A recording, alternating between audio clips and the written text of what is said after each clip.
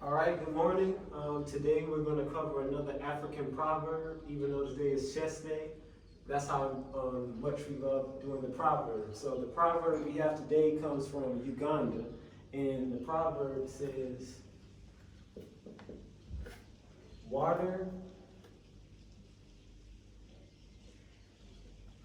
that has been begged for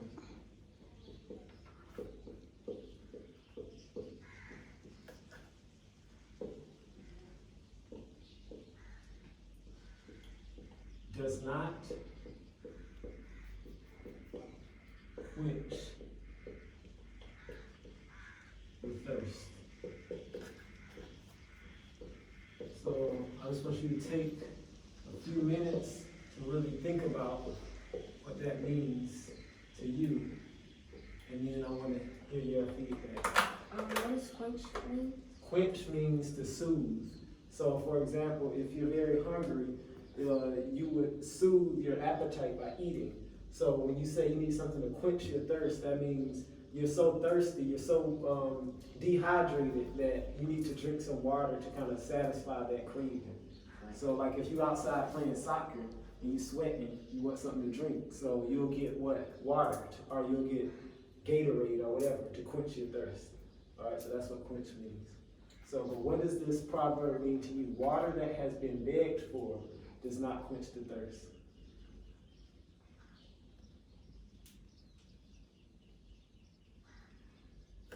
When you beg for something, it's not going to come automatically. Is it, okay, so I see you focus on the begging part, and you said it's not going to come automatically. Why don't you think it will come automatically if you beg for it? Because that's not the right way to ask. What is the right way to ask? Can I please use some water? Well, okay, that is one way. You could ask, can you please get water, but what do you think of the idea of producing water yourself? Like, as a person who produces water, do they have more control over somebody who has to ask somebody else for water? And by producing water, I say, like, what, for example, what if we went in the backyard and we saw a well? Would you rather have that, or would you have a market down the street where you can walk and buy a bottle of Designy water? Which one is better, you think? A well? Why is the well better? Because it produces water. Because it produces water, but also not only does it produce water, but it's a constant source of water where you don't have to rely on others to give it to you. Because when you give it to yourself, that's true power. And what was it called? What's the word that we use to describe someone who has power within? Starts with a S. Sovereignty. Sovereignty, good. So I would argue that this proverb is about sovereignty. And why is sovereignty important from an African context? Like what is it about sovereignty that our ancestors in Uganda felt was so important that they had to put into a proverb like this? Because we did the things for ourselves. We could do things for ourselves, but currently are Africans doing things for themselves? No. And why is that? Because they're in a society that does everything for you. So what we have here is a society that does everything for you. That was called colonialism, carried out by Europeans, and colonialism led to what? Begging. So not begging in the sense of I'm out on the street begging, but begging in the sense of we're looking outside of ourselves to quench our thirst. You know, even though we're on a continent that has abundant resources, abundant sun, abundant water, abundant fruit, vegetables, oil, natural resources, we're still left to beg. And because we're begging, that's what prevents our thirst from being quenched. So in order to quench our thirst, we have to be sovereign. So so when you look at society today, what are some of the things that African people can do to quench their thirst? To establish sovereignty in their lives. Get the water from like a natural resource. A natural resource, but in order to take advantage of that natural resource, they first have to outgrow a mentality that begs. So, and I'm saying, what type of activity kind of drives out the type of mentality that says, I have to look to somebody else to satisfy my needs? Growing plants. Growing plants, okay, so, and as we talked about that in Kemet, that's called what? Integrated. No, what is it called when it's a sign of civilization? The first civilizations did it. They did what? Start with an A. Agriculture. Agriculture. So that's one thing in our history that we use to quench our thirst. What's another thing we can do? Collect rainwater. Collect rain, perfect. That's what we've been doing recently, collecting rainwater. And you notice when we collect rainwater, how much does that cost? $3.99. No, rainwater, $3.99? $3.99. Oh, $3.99. Yeah. See, so because it's free, it's abundant. So we don't have to ask God for the rain. He just gives it to us. You know, and when he gives it to us, that's a form of quenching our thirst that we can't buy from shoppers, that we can't buy from Jumbo Supermarket. You know, these are things that we have because we understand ourselves. And all of these African proverbs, that's what they're designed to do. They're designed to inspire self-understanding. Because when you understand self, you get rid of this mentality that says, I need to rely on somebody else to meet my needs. You know, and that even applies to the economics of life. So so when they say water that has been begged for does not quench the thirst, they're not just talking about water literally. Water in this analogy is anything you need for your growth and development. So in terms of like knowledge, yes, water is knowledge. So, and that's a perfect way of reading this. You just want to take the word water and you want to plug in a value that you find significant to your self-development. So instead of saying water that has been begged for does not quench the thirst, what's another phrase we can use to heighten the kind of meaning of this proverb? We can say,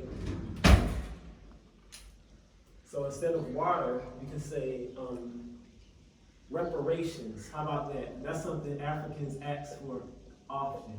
So reparations that has been begged for does not, so we're not talking about water now, we're talking about money, reparations. What's the goal of reparations? It's economics, right? So economics, though, we say reparations that has been begged for does not heal poverty. Because poverty is what comes about when you've been robbed, when you've been dispossessed, when you've been colonized. So they're saying reparations that has been begged for does not heal poverty. Now now we took a proverb that was talking about thirst and we updated it to the current situation.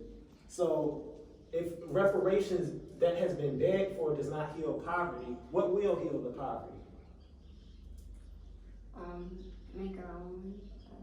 Make our own money, but also make our own everything. Meaning make our own shares, make our own houses, make our own lives, establishing this sovereignty. So we have to ask in everything we do, what does a sovereign version of this look like? So if we're saying we want to overcome poverty, but we want to overcome it in a way that ensures our sovereignty, what are we going to do? We're going to erase this. We're going to practice what's called, have you ever seen that word?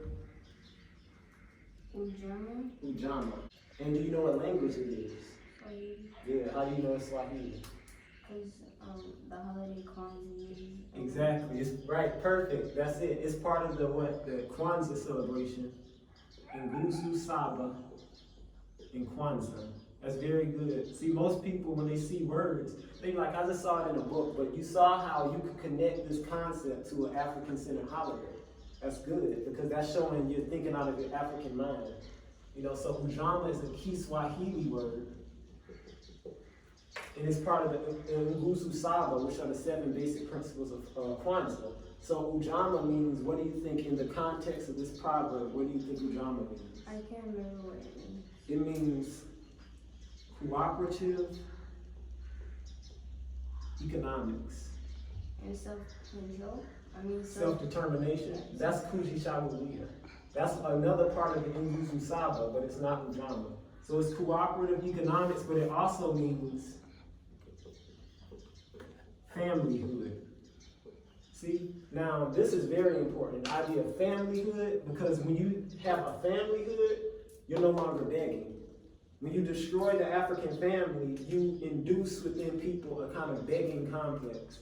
Because now they're brothers and sisters, they're kakas and dadas, they look at them and they say, these aren't people who can help me. These aren't people who can help me be sovereign. Therefore, I have to step outside of my community, I have to step outside of my village and beg.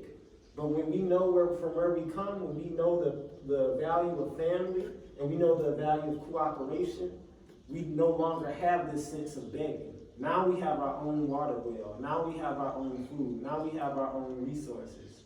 Okay? So, and this shows also just how uniform the thoughts are between regions. So Uganda, that's East Africa, right? But in Nguzu Saba and Kiswahili, that's also an East African concept, right? So you see how the culture, it all kind of feeds into one mentality. So whether you're in Uganda, Tanzania, Kenya, it's all focused on principles of unity in our umoja, ujama, and the ideas that we should be sovereign, okay? So it's good that he was able to connect this proverb, even though it isn't part of Kwanzaa, he was able to connect it to a concept that was in Kwanzaa. That's showing that you have a deep understanding of the culture, you know, so you can make references that's relevant to their culture. So if you say, oh, I know this Ujama, that's in Kwanzaa, they'll be like, yeah, that's our first harvest festival, you see? So that means you're thinking out of your African mind. You didn't have to make a comparison to America because you know that that's not an American concept. You didn't have to make a comparison to Europe. That's not a European concept. It's an East African concept. Do you know any like umoja, not ujama, umoja related Proverbs? Yes. Yes, it's one umoja related proverb. It says, many ants, one ant alone can, you know, only kill little things, but 1,000,000 ants could kill an elephant. You know, something to that effect. So that means when you take something that's weak as an individual, or someone or something that's weak as an individual, and then you kind of bring them all together as a unit, they can act in a way that's much stronger than a giant. You know, so in African people, when we unite as one, when we think on the same accord, when we're all thinking out of our African mind and we're all grounded in our African culture, it allows us to do things that are amazing. You know, like the people in Kemet, like the people in Kush, like the people in, you know, Nubia and all the ancient African civilizations. They was able to do those things because they were practicing emotion. All right?